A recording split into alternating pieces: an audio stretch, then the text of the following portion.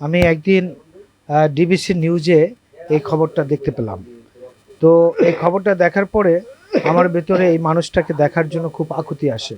যেহেতু আমার বাড়ি শরীয়তপুরে, এই লোকটার বাড়িও শরীয়তপুরে। তো এই কারণেই আমি ঢাকা থেকে আসলাম এই মানুষটাকে দেখার। আমি শুনেছি উনি অত্যন্ত একজন মেধাবী স্টুডেন্ট ছিলেন, একজন ভালো পরিবারের মানুষ ছিলেন, অত্যন্ত ভালো মানুষ ছিলেন। সে হঠাৎ অসুস্থ হয়ে ক্যান্সার আক্রান্ত হয়ে সে বিছানায় শুয়ে আছে।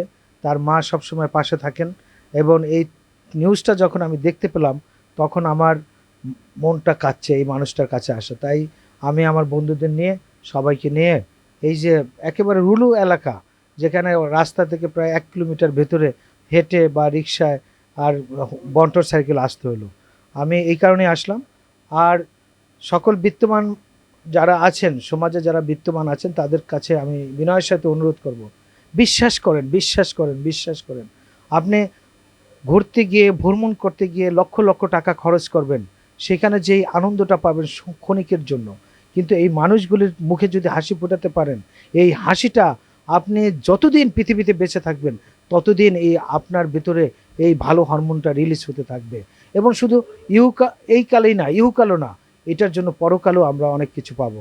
একটি কথা আছে, তুমি যদি দৃশ্যমান মানুষকে ভালোবাসতে নাই পারো তাহলে অদৃশ্য সৃষ্টিকর্তাকে কীভাবে পাবে।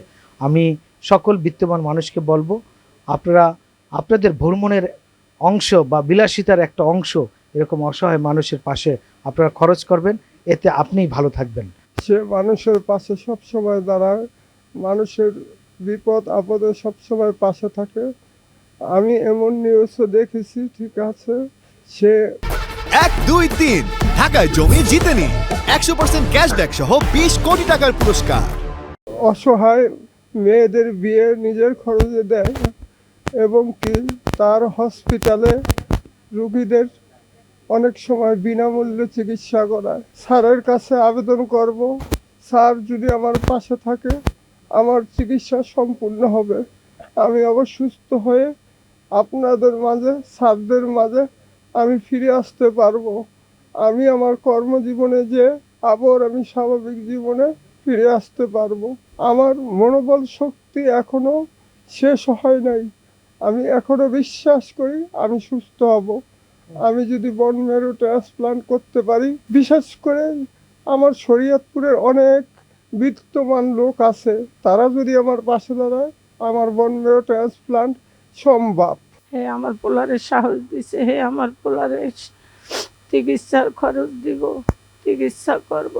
তার লেগে আমি অনেক হাজার হাজার বার দোয়া করি, লাখ লাখ বার দোয়া করি। আজকে আমরা ডিবিসি নিউজের মাধ্যমে আমাদের ডাক্তার আনোয়ার ফয়জি ইমন শুনতে পাইল যে এই শোলপাড়া ইউনিয়নে গ্রাম চিকুন্দিতে একটা লোক ক্যান্সারে আক্রান্ত। সে টাকার অভাবে অনেক সময় চিকিৎসা করতে পারতেছে না। সে একেবারেই মধ্যবিত্ত একটা ফ্যামিলি, আর চিকিৎসা করতে গেলে ক্যান্সারে অনেক টাকার প্রয়োজন হয়।